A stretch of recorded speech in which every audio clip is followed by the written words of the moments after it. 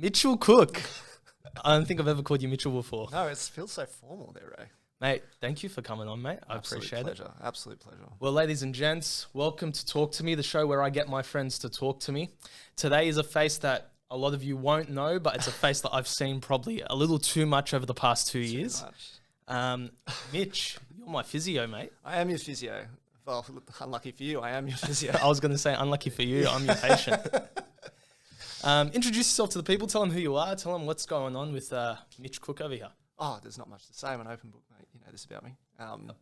But, you know, my profession and stuff like that, being a physio, I've been incredibly lucky and incredibly blessed to be around such great patients of mine. I'm just sucking up to you just first thing on the podcast. I paid him to do that. It's going to go downhill after this. So.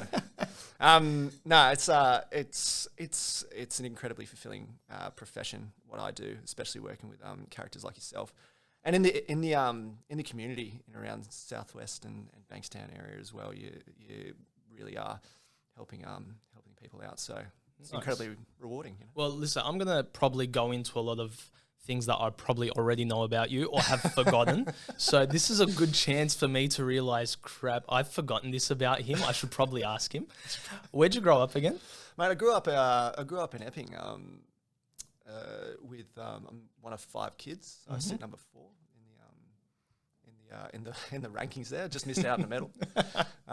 But yeah, mum and dad were great growing up, and all my brothers and sisters. I'm incredibly lucky in terms of the family that I have around me. Really good supportive network, and mate, couldn't be happier. So what brought you down this end then? Mate, you just said you like coming down to the Southwest community. A lot of people are trying to get away from here. What brought you here? Well, a lot of it had to do with certain opportunities to work down here, and we've been able to be a part of something really great at the Advanced Medical Centre, and in Bankstown that only opened in April.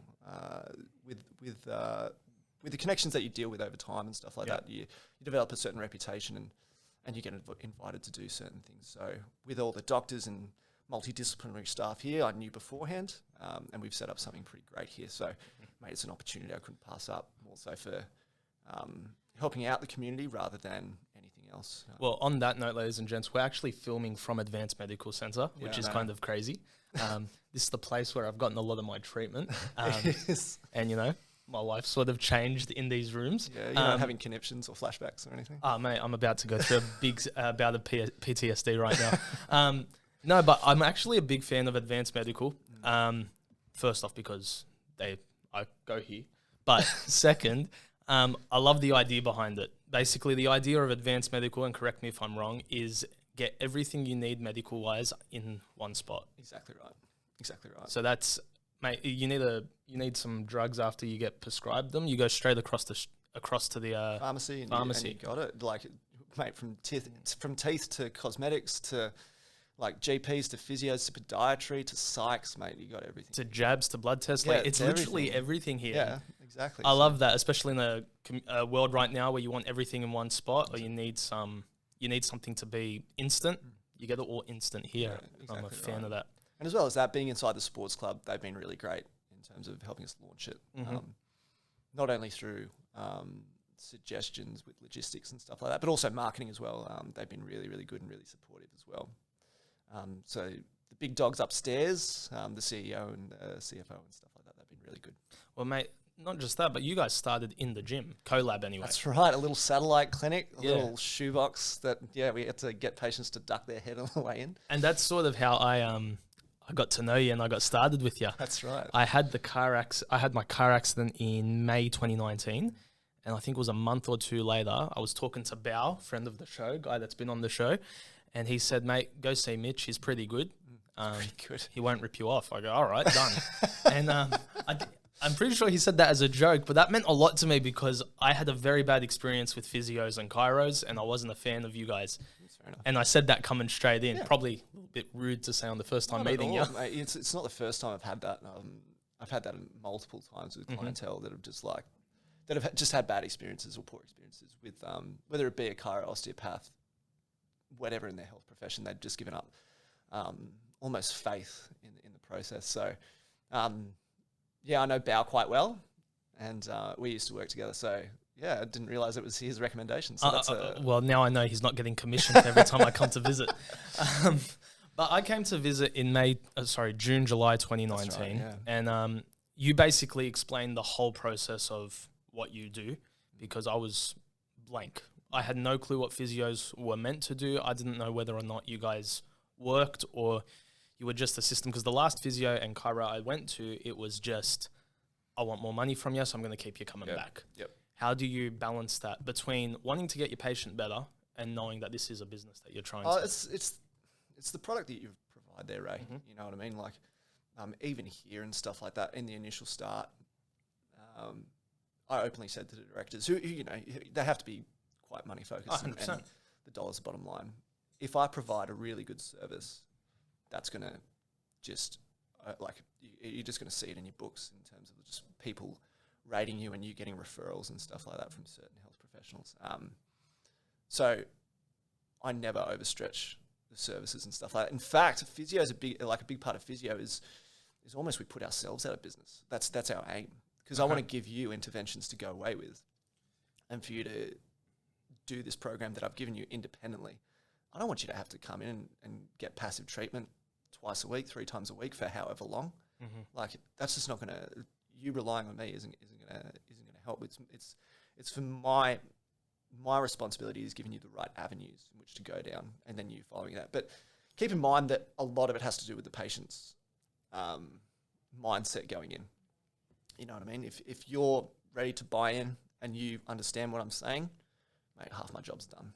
You know what I mean? So it wasn't with yourself. I know you had those particular experiences with health professionals, but a lot of what people come in with, from whatever pathology it might be, is that they come in, they don't have an understanding of how, of what to expect. You know what I mean? Yeah, like physios and doctors and whatever else, we typically see these conditions and we can kind of estimate how long it'll take to get better. And that's a lot of what the person comes in with. They're just like, oh, how long will it take me to get better? Yeah, when can I go and you were the same. You're just like, mate, I want to get back into baseball. I want to get back into touch. I'm like, cool, man. Like, let's use that as like an overall goal. We've got to do this first, and just make it really clear. These are the goals that we've got to hit. Of course, in the time that I was treating you there, Ray, there was a few things that came up, which we'll discuss. We'll probably get into that. And we'll get into that. But a few setbacks, and that's the way that that's the way it kind of goes. You know what I mean? Like, I know you can't see this on the podcast, but you can see it on camera. But it's never this beautiful straight line rehab. It's always just kind of up and down, and like kind of persistence and diligence is the key there. So I want to take it from a patient's perspective. When the patient walks in, right, we in my situation anyway, it was a very big sort of situation. Mate, it was very serious. It was a car accident. Yes. Okay, and a near fatal car accident, and thank God that didn't end up being the case. But a couple of months down the line, you get in your head, especially being at home the whole time, not being able to move, not being able to do things by yourself. Like, if I'm going to get blunt, ladies and gents, I needed help into the shower. Like, that's how rough it is. And then when you come into a physio's room, this guy's meant to be the guy that's going to help you rehabilitate back to what you were, or the closest thing they can get you back to there. How do you deal with the mindset of a person coming in? Because there's a lot of negativity walking into that room. Yeah, you've already touched upon it in terms of you feel like your sense of value has dropped, and you feel like a burden. And a lot of people who go through similar things to you, Ray, like it's heartbreaking, some of the stories that you hear.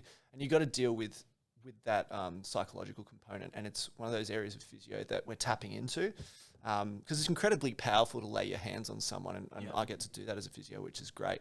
And people confide in you. People tend to open up, and you need to be prepared for that, to really manage their expectations, manage their mindset, give them a kick up the arse when they need it, and also just give them a hug and a kiss when they need it as well. Yeah. It's really important to read that person. For yourself, we went through that. You gave you a kick when you needed it. I think that was the first day. Because that first day I came in, I was still on 2 crutches, and I was hopping around. And you looked at me, you go, "What are you doing, mate?" I go, I've got to use the crutches. Yeah, you go. But it's your understanding that you got to use the crutches. But then you said, "Listen, you should be on 1 crutch right now." I go, "What are you talking about?" You took a crutch. You literally, I remember you threw it across the room. You go, "You're not touching that for the rest of the session." And we walked around the gym with 1 crutch. And at that point, my mental state was so down that I thought this is not possible, you know, and I thought I'm not going to be walking for 6 months. But in that first session, you had changed my mindset completely, and you're like, listen, you want to put in the work, and I'll get you there. Yeah, and from your end, this is what I was talking about before. If you're willing to buy in and trust the process and trust what I'm saying, makes my job a whole lot easier. So hopefully after the first session, you left and you thought, okay, this guy kind of knows what he's doing. Yeah. And he's willing to progress me. And I'm not physio in general is not I don't particularly like conservative treatment. I'm very progressive. If it says you're safe to mobilize in a particular way or get this particular treatment, I'm going to do it. And I'm going to try and push you. Obviously based on person to person. I was quite lucky with you because I think for the most part you're quite tolerant of all your pathology, all the things that happened to you in terms of you had a really good high pain tolerance, if you don't mind me saying. Yeah, sure. And when it came to certain cardiovascular interventions and stuff like that, you knew that you had to push yourself. So it wasn't a moment of like, oh geez, no, Mitch, I can't do it. Like I don't like sweating and all of that kind of stuff, which sometimes I have to push people. You were just like, yeah, next thing, let's go. And it was just very impressive. For you to bounce back from the initial stages to where you are now is a testament to you and your like tenacity and resilience. So that's the reason why I got into physio, and we're probably getting into other things at the moment. But it's a pleasure treating like people in the mindset of you. So well, I'll make sure I give you that money for that. It's under the table. Thanks, Every time he compliments me, I've got to give him $20. I'm already on 120, something like that, 6 times. But I think you've hit the nail on the head there. It really does base itself on the person. And my mindset when the car accident happened was I just wanted to get better. I mean, there's a lot of the doctors were telling me there's a lot of people that really do want to wallow in that self-pity for a bit, which is absolutely fine. You take whatever you need to do and you run with that. But for me, it was the doctor saying to me, listen, you're going to be here for 3 to 6 months, to that turning into 12 days, which I attest to be nothing but a miracle from God. Yeah, that's fair enough. Maybe you're in a bad way. Yeah, and then I get home and I'm sort of like, okay, I want to get to it. I want to get back to it. We did 3 months of treatment. Like solid treatment? Yeah. Yeah, we did 3 months of solid twice a week. Just to get me walking and my stomach. And then we tape it off after that. Yeah, so we did 3 months of solid treatment to get me walking and running and back into lifting and everything and strength. And basically. And then finally you give me the okay. You give me the okay to go back to sport. I do. Which I was ecstatic about. I go play my first game, and if I do say so myself, it was a very good game. Oh, we're talking baseball here. We're talking baseball. Is this the one where I said you were not to steal bases? Correct. And then I saw you, and you were just I stole 3 bases. I stole 3 bases. Yep. I'm like, what are you doing? Yep. I got excited. Just get on base, mate. Have you not seen Moneyball? Don't steal. Don't know what to say, but had a very good game that day, and I got the MVP. I've got that ball sitting on my trophy case at home. That was a big deal to me. But then week 2 comes, and we're getting smashed. I think it was like 14-2. Yeah, we're getting pumped. And there's this high fly ball in the center field. Not even a fly ball, it was a drive ball. It's flying through the air, and I thought, I can go grab this thing. So I sprint it about 20 meters to center field. I go to catch the ball, take 1 step too many, and the ball hits me straight in the face. What's your mindset when you hear that happen? Well, I remember I think you messaged me. I did. And you didn't even say, hey, Mitch, this is the story. You said, you're going to laugh when you hear this. That's what you said. You're going to be laughing when you find out what I did. I'm like, oh, geez. Like, I'm glad we connected and we got the same type of humor. And then you sent a photo through of your face looking like a sucked mango. Yep. And I just could not believe. I'm just like, and by that stage, it was 2020 at some point, like probably middle 3/4 of the way through. Was it? It was November 2019, 2020? 2019. Yeah, sorry. Yeah. Year ahead. And I was like, 2019 has not been good for you, Dad. Jeez. So I think you looks like more handsome. I think you look seriously windswept. You reckon? Yeah. I thought I could have pulled it off. I think you could. I had a wedding a couple of weeks later, and I rocked that wedding with it. Yeah, mate, I think you looked proper. Jeez, proper shiner. But did you get any procedures for that, or did you? Yeah. That's right. I actually nearly lost my left eye. Oh, that's right. I remember Yeah. now. Yeah. Yeah, remember that? 90% chance of losing your eye in that surgery, and somehow God works a miracle again, and I keep that thing. Yeah. Which was very nerve-wracking because I remember when Mum and I found out about it, we were driving home, and I started looking up eye patches. Because I was like, I've got to figure it out now. Like, I'm not going to have an eye. So I've got to try to figure out what's my character going to be. I can't be a pirate. There's too many pirates out there. You could be, what could you be? You could be a Bond villain. You know what I mean? They usually have something. Yeah, trying to take over the world. Yeah, that would have worked out perfectly. Deformity or something like that. Yes. Yeah, that could work. So I was looking up eye patches, bawling my eyes out because we're both upset. We're both losing it, and I'm crying. I'm like, out of one eye. Because, are we allowed to joke about it? Out of one eye, that's good. So I'm crying thinking, like, this is it. Like, I really stepped in at this time. Yeah. But the thing is that, like, you could take confidence in the fact that, like, I think we had a chat about this. It was no way related to you being unfit. Yeah. You know what I mean? And I'm very happy you said that on tape because people don't believe me. It wasn't my fault. I didn't go back. I mean, it was your fault because it's just like you misjudged it. I mean, you have bad depth perception anyway because fly will hit you in the face. I didn't go back to sport too early is what I'm trying to say. Yeah. No, you were clear for sport. You just remember, sorry, just digressing. Do you remember like the HIIT sessions we used to do together and stuff like that to make sure that you were I was thinking about those the other day. Those were stinkers. They were painful.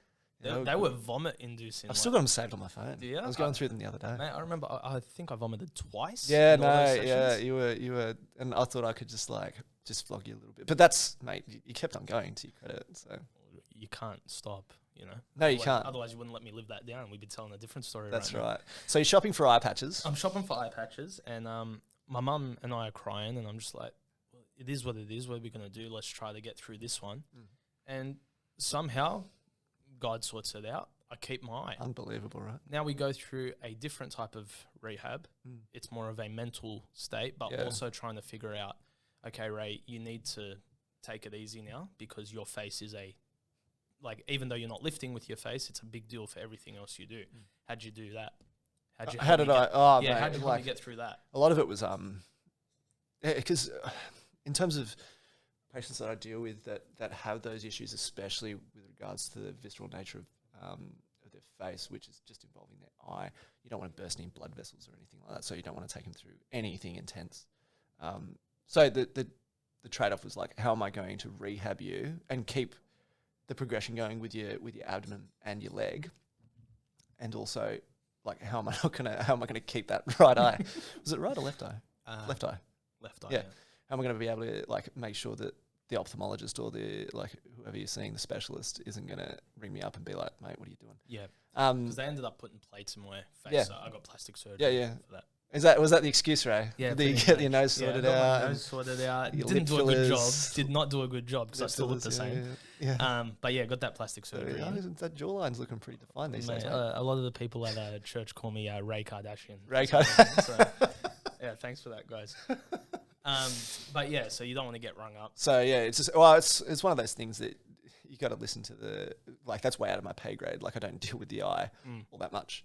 But it's I guess your point that you're trying to make is with multiple pathologies that I have to deal with as a physio, you need to think about all of those and how to make sure that they progress and make improvements, and most importantly, not regress. So for that kind of 6 weeks, I think I had that period where I was just like, right, we can't do anything like proper strenuous. Like we can do some light stuff and make sure we can do some passive stuff on your leg and making sure your abdomen's sweet. I went through a lot of Pilates stuff, I remember, because it didn't overexert you. But Pilates in general is just my jam. You know what I mean? Really? Oh, yeah. Yeah, Why? I'm a bit late to the party on that. It's just one of those things that I found that when I did Pilates and stuff, first of all, I thought it was a joke. Yeah. I thought it was because the way that I work out, the way that I exercise, and I'm sure there's people listening to the podcast that would agree, and I think you'd be the same. Would be I'm not doing anything, like I'm not actually making an improvement of myself in this conditioning or high intensity interval program or strength program if I'm not almost vomiting at the end. Yeah. You know what I mean? Yeah, pretty much. Whereas Pilates, I find that when I started and stuff like that, my lifts got better, my range got better. I was able to, my big compound lifts, so my squats and my deadlifts and my chest press got got stronger. I found that I plateaued for a while. I wasn't getting any better, and then I started Pilates, and I was able to engage all the muscles that I needed to. And we won't go into the biomechanical nature of it because that's just boring. But it's one of those things you got to break yourself down to rebuild, if that kind of makes sense. Sure. I know that you just listed off a bunch of positives about it. I'm still not a fan of it. I can't stand it. We'll do a session after this, Ray. We'll get it on camera. It's all right. We'll put that on the podcast. It's all good. But then we get through that. We do get through that, and I was like, yep, sweet. Your face looks immaculate. First time anyone's ever I said know, that right? to me. Your face looks great. You're hitting good ranges on your knee and ankle. Your fitness was good, and I took you through, I think, an extra hard, equivalent of a DUT class up at USC, just to see how it goes. Yeah. I really made the point about try not to get hit in the face. Yeah. It's really important that you don't. I don't think that's that hard a point to I think prove. regardless of whether or not you have plastic surgery and plates and screws and hardware in your face, that you should not get hit in the face. You'd think you wouldn't have to tell me that, but, that's the life I live. That's true. So we rehabbed you after that. And then we finally said it's time to get the plates out of your leg. So yes, that's right. we got that out, which was, again, another setback because I wasn't allowed to train for, I think it was a month. That's right. But then you started rehabbing me, getting me back to training fit.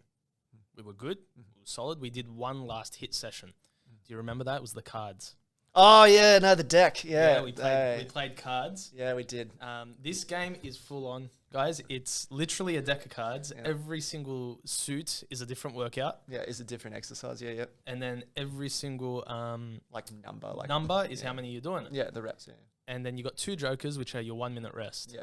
And your face cards, you decide on what you're going to do, but it's usually between 15 and 20 reps. It's disgusting. It goes for a while. Disgusting. Especially when you get suits back to back, and you hit a flush, or and when you're when you get 2 jokers in the first 10 minutes. Yeah, I know, right? And That you're just like, this is gonna sting. Yeah. But we finished that, like you said, wanted to vomit, didn't, and we were sweet. You're like, go do a DUT tomorrow. Yeah. Go do a hit training course. Yeah, I was very impressed at that stage. You were looking really good, and I was happy for you to go. I think, was it Oztag or Touch was about to start. And I said, yeah, we just did some change of direction stuff and some agility stuff, and you looked really good. And then I was like, yep, go smash yourself tomorrow at DUT because you wanted to get fit, you wanted to get back into it. Yep. And that's when the next thing happened. And then you called me up the next time. You didn't message me. You called me. I called you from the hospital. And instead of me answering the phone, oh, hey, Ray, how are you?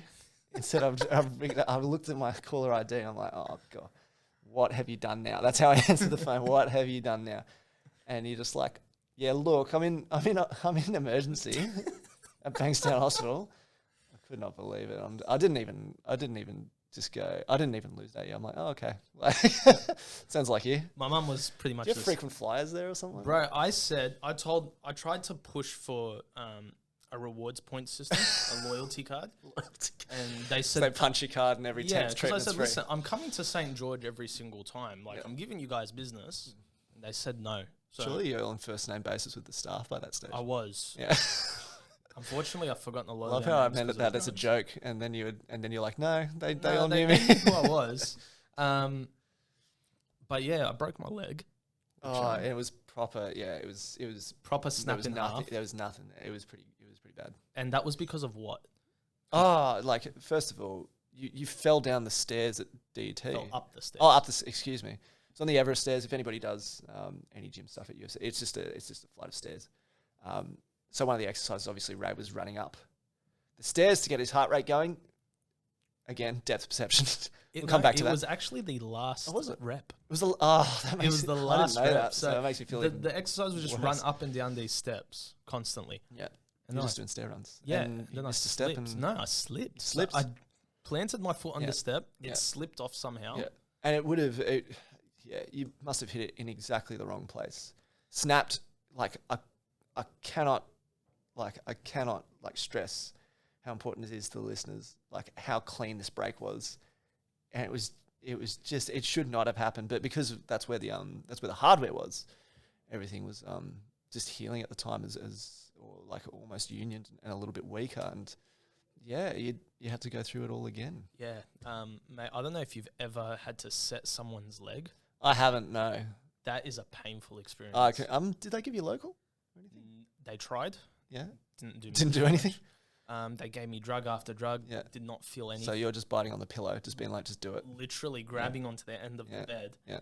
And they're pulling my leg out. Oh, jeez. And they pulled my leg out. They reattached, like put it in the right spot. And mate, that was another level. That was interesting to say the least. In terms of the break that I remember seeing, it was one of those things. I'm just like, if I had a choice to break my leg, I would break it like that. If that's a weird thing to say, because it was a clean break. It wasn't like a compound fracture. Yeah. It didn't explode. It didn't come off in many pieces. Listen, I'm thankful every day that it wasn't my ankle. Oh man, yeah, that would have just been a headache. Yeah. But then they decided at that point, listen, you're going to keep breaking this thing, so let's put a rod in so you can't break it again.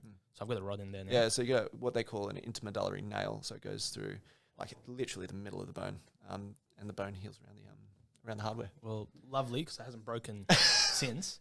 You feel like Wolverine. Yeah. Adamantium. Yeah. Do 3 months of physio again. Yeah, you're back on my list. Yeah. Yes, awesome. We're good. We're back to normal. And then stomach surgery. Stomach surgery to follow, but you're having kind of on and off issues the entire time. Just saying to me, it's not right, it's not right, it's not right. Like, as far as I can go, I was just like, look, we're just training your core and abdomen as much as we can. If you get any symptoms or anything like that, just let me know and we'll alter it. But that was more, general surgeon's kind of prerogative. And I think your sister put you onto someone. Yes, she did. We found a awesome surgeon. Yeah. He sorted out the issue. At Liverpool, yeah? Yeah. Sorted out the issue. But why I brought all that up and sort of wanted to just go through that is there's a big wave of emotion that happens in a person. And I know with me, it was a big wave of things are looking good. They're rubbish again. We're finally back. We're good. Another surgery. How do you help someone get through that? Because, you lay hands on people and you help heal them by cracking their neck and doing all that sort of stuff. But you're also there to heal them mentally as well. Exactly. How? Because that's a big job on you. Oh, mate, it's a big job. But the thing is that with your injuries and stuff like that, they were just, when you just, like, things are avoidable. Yep. And you look at certain people and, say, for example, they tweak their hamstring and you say, don't run for 4 weeks. You're going to do all these exercises instead. And then they go for a run in 2 weeks. Yeah. And then they twinge the hamstring again. And you're just like, mate, what are you doing? Told you not to.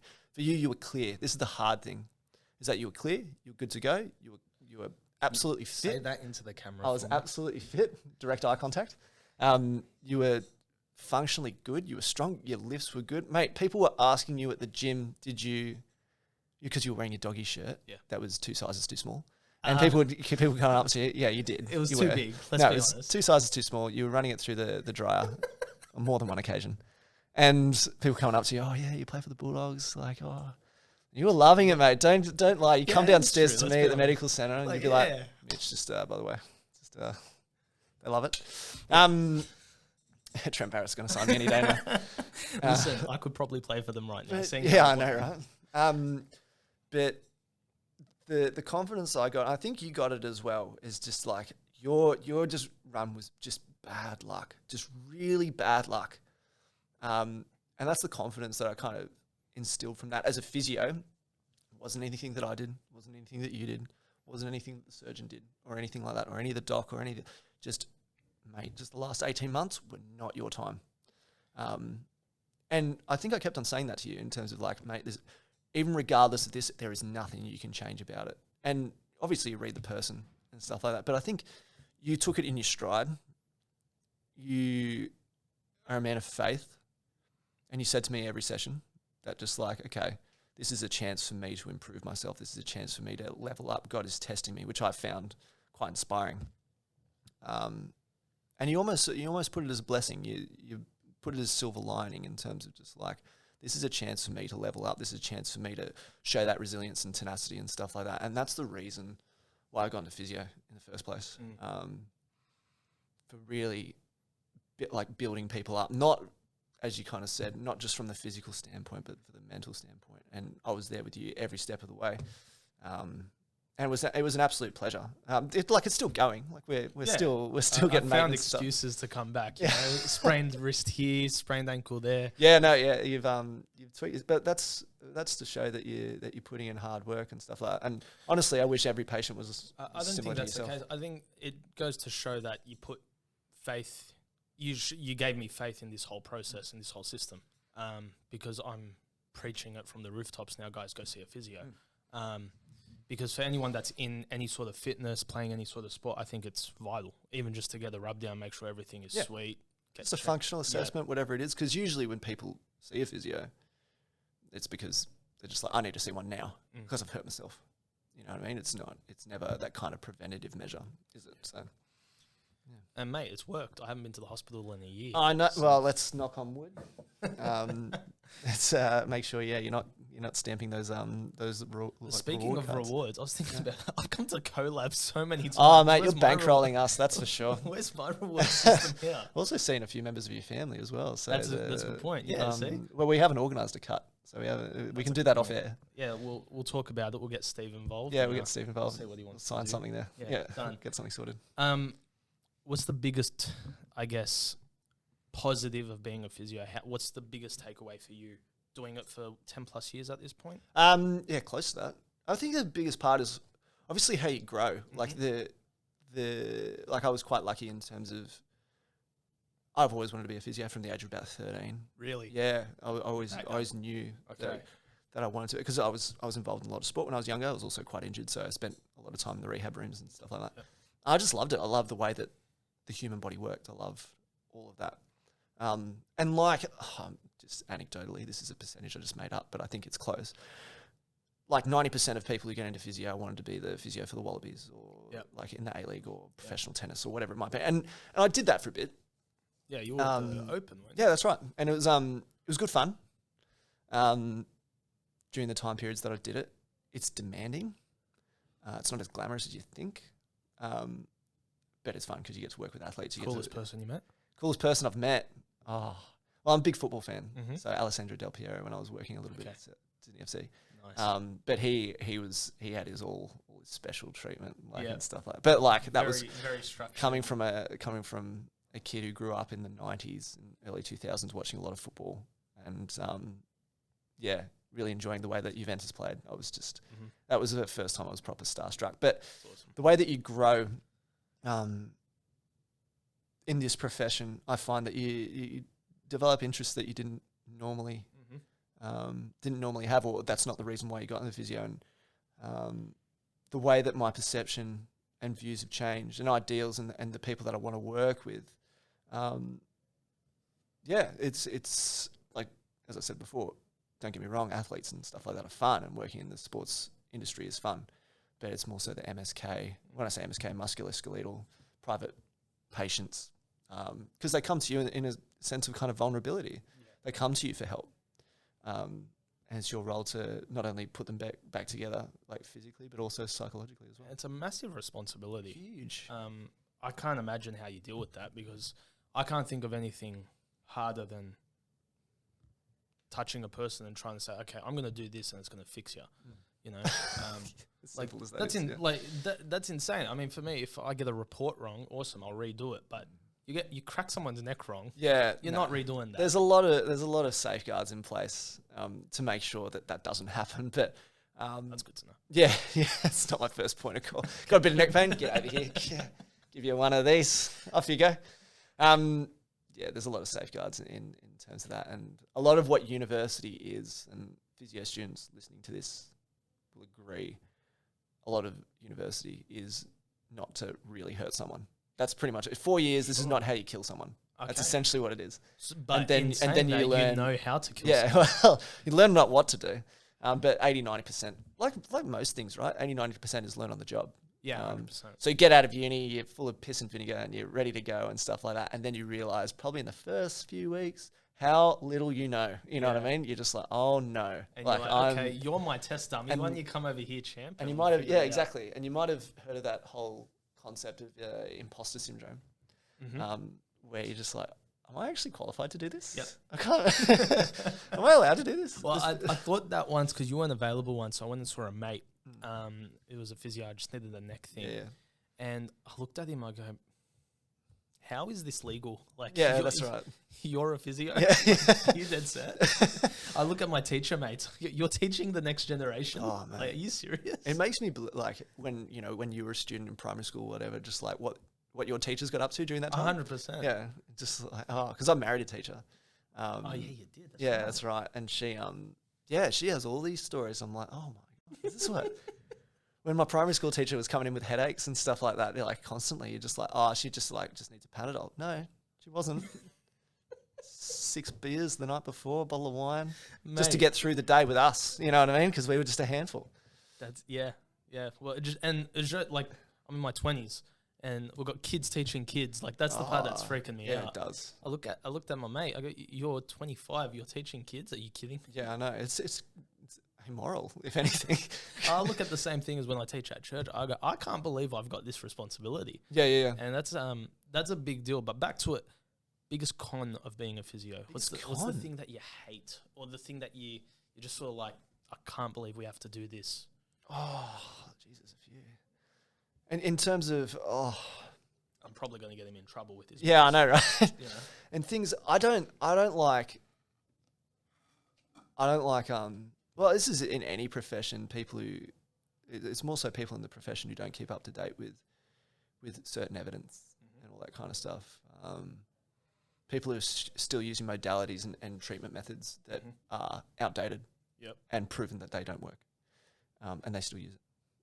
Very politically correct answer. Yeah. It's not illegal. It's not, and the common patient wouldn't know any better, which is because it's not their job. But it's up to you as the physiotherapist to keep on self-reflecting, to keep on getting better. No, so nobody's perfect, right? Of course. Nor should you strive to be perfect, but you should strive to be the best person you can be, and also the best clinician you can be. And I self-reflect after every day. Every day, sit down, 20 minutes, write out have a look at my patient load, what I did well, what I didn't do so well, what I need to improve on, set some goals. Every day I do that. And I remember, initially when my supervisors, when I was a new grad and stuff like that, they're just like, you need to do this. And I was just like, whatever, man. I'm the big dog over here. Trust me. I finished my years of physio. Sort me out. Just get me in there. Yeah. And then I realized how important it was, and taking stock and stuff like that is so important to improve yourself. What would your piece of advice be for someone who wants to get into the field? Who wants to get into just physiotherapy or medicine or whatever it might be? Physiotherapy in particular. My advice would be a lot of when I was at school, which is 100 years ago and stuff like that. The reason why I did quite well was that I can retain knowledge quite well. A lot of rote learning, if you guys know what that is. It's pretty much just reading something and remembering it and writing it down over and over and over again. Cool. Not being able to apply it, but remembering it. And I found that when I was doing the HSC, back when it was UAIs and not ATARs, I'm not sure how it is now, but it wasn't necessarily an application of knowledge. It was how much you could retain it. So I did quite well. Okay. Because I was able to just vomit stuff on paper and regurgitate it the way that it was written in the textbook, because that's what the markers were looking for, right? For you getting into the profession and stuff like that, you need to be able to apply knowledge, and I found that out pretty hard in my first semester. You know what I mean? Like you can't just read stuff, rote learn it, and then expect to get the answer. They do not apply questions like that. It's usually just you can remember all the muscles and actions and stuff like that in the body and stuff. Yeah, it is helpful. But the question will be, a swimmer comes in with pain on their downstroke. What muscle? Why is that the case? Instead of being a diagram of the shoulder with an arrow pointing to a particular muscle, being what muscle is this? I'll just smash that. Instead, it was framed with questions like that, because that's what you would get in the field. Also, as well, that should be, I think, done with everything in terms of application of knowledge and stuff like that. So I didn't really learn how to study until about my second year of uni, when I realised that just rote learning, rote learning's not going to do anything. Another big piece of advice would be, don't focus on the UAI, the ATAR. It is extremely high, and it's not like, don't get me wrong, there's parts of physio are difficult in terms of the profession and stuff, but is not an indication of how smart you have to be. So if you don't get in, exactly. If you do not get in, that's okay. There's heaps of other ways, heaps of other avenues that you can work towards it if it is your goal. If you want it, you can do it. And if you have any more questions about it, like, by all means, like, rail pass on my contact information. Oh, you don't want that. Oh, maybe I'll get 1 or 2 calls. I don't know. But it's that piece of, because people get strung up on it, just like, I'm not gonna like, year 12 students come up to me and they're just like, I'm not gonna put physio forward because I'm not gonna get the ATAR or something like that. Put it forward anyway, but just remember, that's not a direct indication of, like, or correlation of how smart or intelligent you are. And keep in mind that the best physios in my cohort and stuff like that weren't necessarily the brightest. But they were the people that could communicate really well as well. Like, that's another point. You could be the best physio in the world, know every blood supply, know every nerve, know every innovation and stuff like that. But if you cannot connect with someone, what's the point? Yeah. And that's a big point there, is you need to be able to connect with people. And that's probably, I'm again going to put a ballpark number, 75% of your job. Yeah. Rather than huge. Rather than just, fixing a leg or whatever. A lot of it is, hey man, you're going to be good. Don't stress out over this. Why don't you try do this? All that sort of stuff. On that, this would probably be a deep one. How do you dealing with all these people's problems throughout a day, and then going home to your wife and kids and trying to separate that, and also dealing with what it takes to be a dad and a husband? Oh, my wife and I have really good communication in terms of that respect. If I'm having, like, a bit of a heavy day, I'll always text her and just be like, hey, today's just hasn't been my day, just giving you a heads up and stuff like that. And we always make time to talk about it, obviously after the kids are asleep and stuff like that, but I try my best. And it's happened a couple of times where I'm only human, accidentally taken it out or misdirected, of course, certain emotions and stuff like that at my two girls, and that's unfair on them. But you recognise it and you move on, right? You learn from it. You apologise, and then you have a chat to your wife about it and just be like, we need strategies in place in order for me to be able to debrief at the end of the day. It's not a heavy question. I get it all the time, just like cases like yours, you know what I mean? Like, young, fit guy, bulletproof, all that kind of stuff, had one accident, life has changed. I get those all the time, unfortunately, or whatever situation it might be. And some of the days you're just drained and sapped and all the kind of rest of it. And it's really important to have healthy avenues in order to vent, I guess the word is. So you'll notice that, in terms of, I use exercise as an outlet more so for my mental health. Just because you can be selfish, you know what I mean? It's your time. You get that release of endorphins and you feel better about yourself. And plus, it's just you're in your own head as well. And I enjoy going dark for a long time, if that kind of makes sense. I enjoy just getting into the mindset of just like, let's just lift heavy. You know what I mean? Let's just go hard. Let's go for this 15K run and just flog myself. Because I know I'll feel better afterwards. And my wife says that as well. My wife's just like, if I come home, I'm being a bit of a wanker, and she's just like, she openly says, just like, Mitch, like, go out for a run or go to the gym and stuff. I come back, I'm a different person. Healthy avenues like that are so you need those outlets. Oh, huge. Yeah. Everybody does. But making sure it's healthy is the main thing.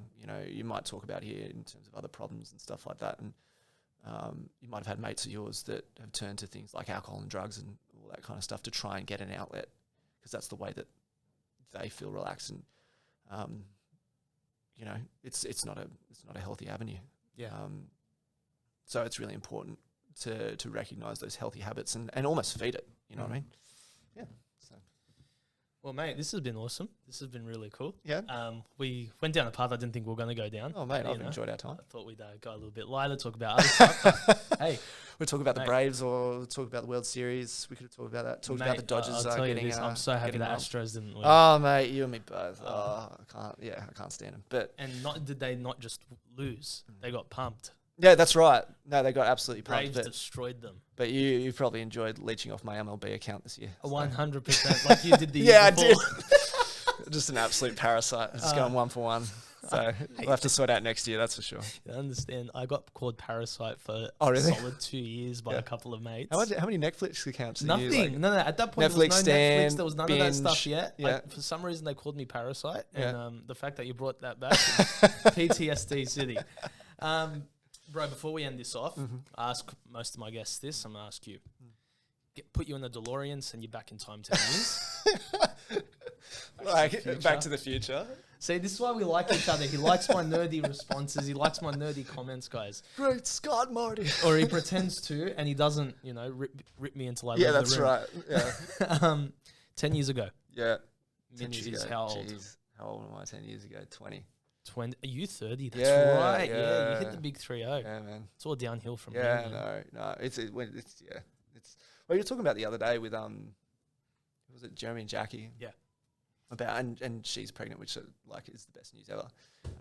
And we're going on a bit of a tangent here, but Jeremy was saying, "Oh, I'm not ready for it. I'm scared." Oh, I should No, you're sorry, right. You're shouldn't right. swear. We'll cut that out. Oh, yeah, cool. And yeah, I was the same, mate. If anybody says I'm ready for this, they're lying through their teeth. Yeah. And I'd never thought I'd have the emotional intelligence for kids, but when it happens, mate, it's the best thing that'll happen to you. Can I be honest? Yeah. I saw it in your face. Oh yeah. Oh, when you had flow. Yeah.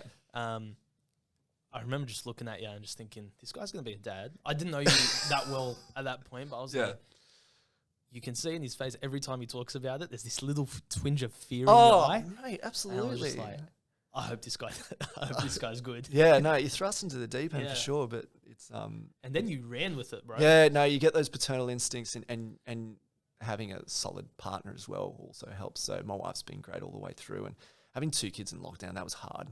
I can't imagine that. Mate, it was more so. It was really hard on my wife, and mate, she's just a weapon. She's just unreal. So, in terms of Jeremy going, oh yeah, I'm not ready, mate. Everybody feels like that. So take some confidence from that from a guy who's got 2 under 2. 2 under 2, mate. Yeah, mate.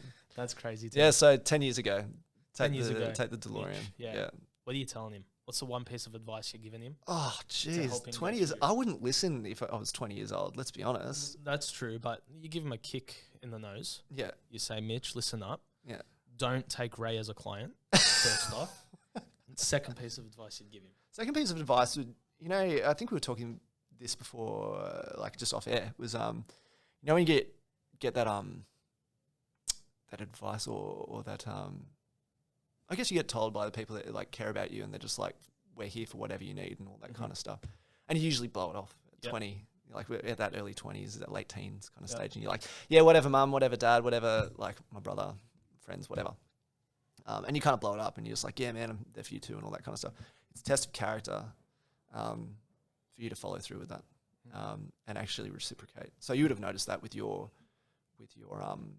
accident, you know what I mean? You would probably been like, yeah, sweet, yeah, I know you're there, Thanks, all sweet, appreciate thanks, it. sweet. Yeah. But you would have like that's a blessing, I guess, in terms of like you were able to see and appreciate your family and friends and your support network that came through. And the advice that I give to myself is be more appreciative of that, and do not take it for granted.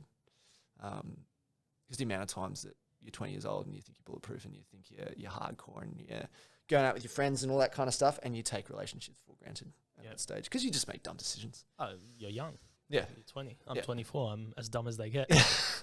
I think that's powerful, though, because I think it's something that even, people in their 30s, in their 40s do forget, is that this support system around you isn't just there to take advantage of and then kick to the curb. Or they're not just saying it for the sake of it. If there's people around you that truly mean it and truly do want to be around you and help you out, I think it's important to take advantage of that. Especially now we're in Movember, as you can see. And I thought I was talking to Freddie Mercury or Barry Dawson, the old cougar. Listen, I'll take both of them. If you knew how much work it took to curl this thing up, mate, you'd understand why. It looks impressive. You probably get, I think we talked about it, I think you get more compliments out of gentlemen than you do from the ladies, 100%. because we know how hard that is. It's so hard to do. Oh, listen. And to maintain the choice of getting a mo or a long beard is not helping with getting a girlfriend. Mate, but it's there for the boys. It's for the boys, it's mate. for the boys. But we're in Movember, and it's a month dedicated to men's mental health. And if there's any group of people that are rubbish at taking the support from around them, it's men. Yeah, that's right. That's right. Especially men of that age. Unfortunately, between the ages of 18 to 30, the highest rate of mortality is suicide. Even though we are getting better at it and recognizing it, still is not where it needs to be. And little initiatives like this, I shouldn't say little initiatives, big initiatives like this and big gestures like this just go a long way in terms of recognizing prevalence and recognizing strategies and stuff that you can do about it. Well, it's something Stat and I have spoken about a lot on the podcast. It's something that has affected he and I massively. And we always said it wasn't about the money. We didn't want to do Movember just so that people would donate. We really wanted guys to see that it's okay to talk about it. It's okay to say something. It's okay to bring it up. And we've been trying to do that on the podcast because it's as simple as just saying, hey, I need help. And from there, the boys can find the help they need. And same with the girls, just talk to someone. And I think that's a massive point that you brought up there, is just use that support system around you. Absolutely. Yep. 100%. That's awesome, man. Well, Mitch, thank you so much for jumping on, my friend. Hey, absolute pleasure. Appreciate it. Why don't you tell us about Collab, tell us about Advanced, give us a full-on plug. Ladies and gents, before he does, you've got to check these people out. They're very good. They're young like him. So young, 30 you'd call young? Ish. 30, Young-ish. young-ish. Like, he understands how a young person thinks, so he wants to get you there. You know what I mean? But no, talk about Advanced, talk about Collab, let us know. Yeah, you can find us on all the socials under Collab Physio. And in terms of booking sessions with me or with any of our allied health or medical professionals here at Advanced Health Medical Centre, you can go onto the website, Google that, or go through Bankstown Sports, and you can find us anywhere on that. Awesome. And where can the people find you? Find me? Yeah, all the find you, socials, mate. Instagram, you'd find me. Under Good. Mitchy Cooked. I won't lie I would lie if I said I haven't stalked him once or twice just to find out some details. Yeah. Can I tell you, I'm going to be straight out, What? completely honest with you. Yeah, okay. I've been lying for the last 18 months. What's that? I can't figure out what football team you go for. You told me once. What, as in NRL team? Yeah. You told me once and I completely forgot. Are you And gonna so I've been lose? faking it. You're going to be losing I've been some... faking it Have for you? 18 months, bro. Well, mate, Every time you say, yeah, we're doing well. Okay, yeah, bro, you know, No, like, I you guys thought are I'd- doing I this, thought or you I'd- guys are doing rubbish. I thought I'd give you like a heads up to like give you a player for you to be like, oh, that's who he goes. I kept trying. Oh So I my would God. stalk you to Facebook, try to Oh, find no, if you like, I follow them, wouldn't- And they're not there. And I'm like, Mate, all right, I've this got to is- find a jersey somewhere. They're Nah. not there. I'm going to, like, this is actually, you're probably going to lose listeners over this. I've been a big Roosters fan from the age of about 6 because I love Freddie. Roosters. Yeah, big Freddie fan. Listen, I couldn't agree with you there more. But like it's in saying that, I'm the worst Roosters fan. Like the worst.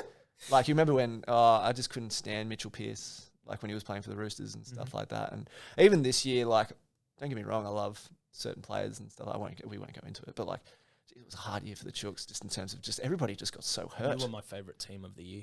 What was by that? far. The Roosters? 100%. The way they just kept bouncing back. Yeah. And what After about every injury, what's his name? Sam Walker running away from That- the Bulldogs players. That 90 annoyed minutes. me.